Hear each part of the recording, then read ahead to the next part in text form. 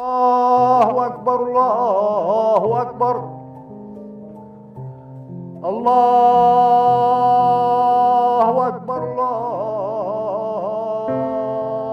ഈ മധുര ബാങ്കുലി തൊലിയും ആത്മാവും മാത്രം അവശേഷിക്കുന്ന ഈ എല്ലിൻ കൂടിൽ നിന്നുമാണ് ഉയരുന്നത്.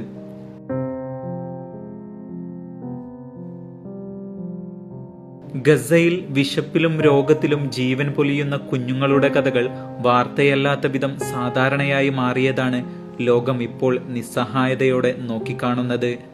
അതിനിടെ മുതിർന്നവരും പ്രായമായവരും പട്ടിണിയും വിശപ്പും രോഗവും മൂലം കരിഞ്ഞുണങ്ങുന്നുണ്ട്, ദിനം പ്രതി മരിച്ചു വീഴുന്നുണ്ട്.